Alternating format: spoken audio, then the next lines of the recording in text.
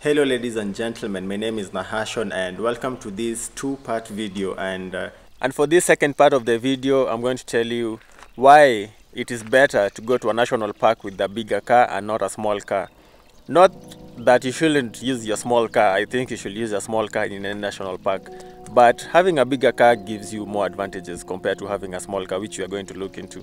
And for this trip, which we are in the Nairobi National Park, and I'm joined with Sam. He's doing most of the driving, I'm doing more of the shooting today, and the car we are using is this Toyota. It's called a Toyota Vanguard, so it's more of a mid-sized SUV. You can see the ground clearance is at least good compared to a small car, but it's not that good compared to, let's say, something like a Prado or the Land Cruisers, which are very popular in national parks.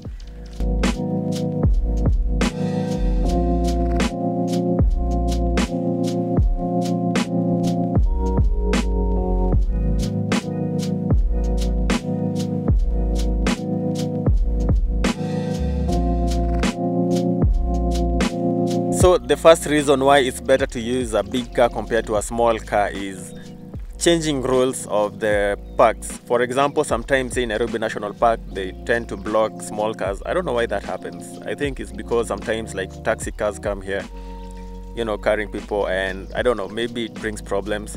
But also the bigger reason why they block small cars sometimes is the weather. Let's say it rains a lot and they know, like, you know, most of the roads maybe are going to be very muddy, so they tend to block small cars because the small cars will end up getting stuck, and you know, it just becomes a problem.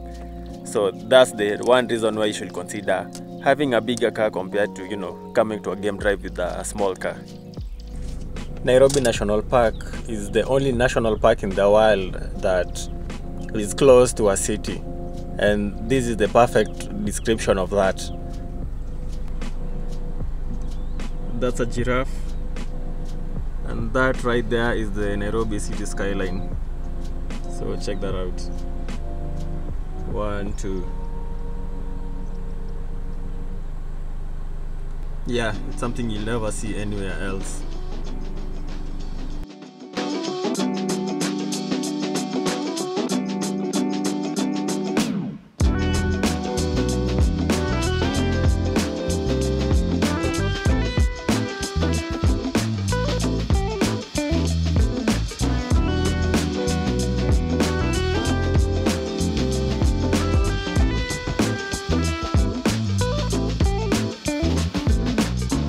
Reason number 2 on why it's better to come to a national park with a big car compared to a small car is most national parks. For Nairobi National Park, it's actually good. I think it's one of the best parks to come with a small car. So Nairobi National Park and I think Amboseli, those are the best. But all the others, the experience won't be that good.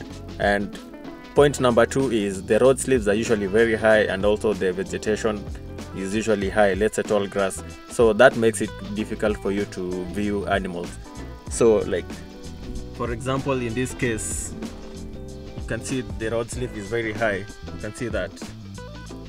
Then also the vegetation is a bit high. It has been raining a bit, so yeah, the grass is quite tall. And this is a mid-size SUV. This is what I see. Meaning, if let's say there's some animals, you know, just close by here, there's a very high chance even us who are in a small mid-sized SUV car, we won't be able to see it. And if you are in a small car, this is probably what it will look like. You can see that's not a very good view, so that's why it's better to use a big car, because you know, you are much higher compared to a small car, and yeah, it makes it easy to spot smaller animals. That's a very, very huge crocodile. This is River Mbagadi.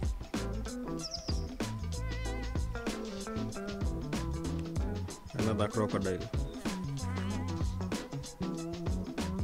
It's amazing how still crocodiles can sit.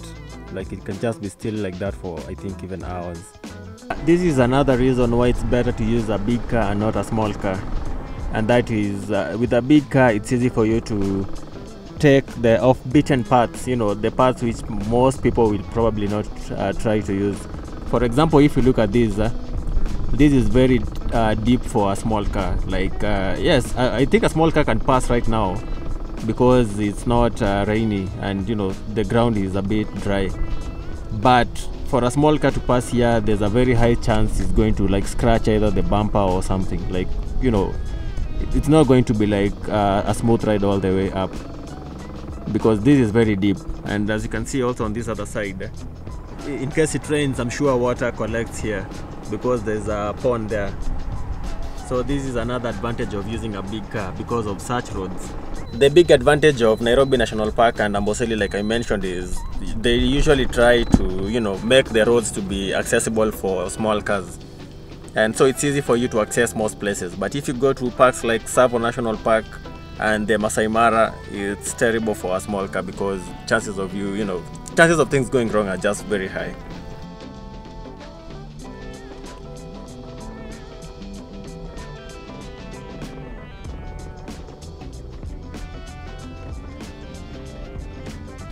Another reason to consider a bigger car compared to a small car is the ride comfort. Because with a bigger car, it has bigger suspensions, bigger tires, therefore the ride is much better compared to a small car. And that has been it for this video on things to note if you're going to use a small car when visiting a national park. So don't be discouraged. Kindly use a small car and go to any national park. The only thing you need to consider when using a small car is don't go off the main route, because the main routes are usually very well maintained and they do that regularly. And in case of anything, someone can come and help you out. But if you really want to explore deep into the park and go off the, unmarked roads and all that, I think you just have to maybe invest in a big car or even rent a big car from, a car hire company. And yeah, with that, see you on the next video. If you have any questions, leave them in the comment section below, any type of question about travel or anything, and in the next video I will answer 5 or 10 of them. So see you in the next video.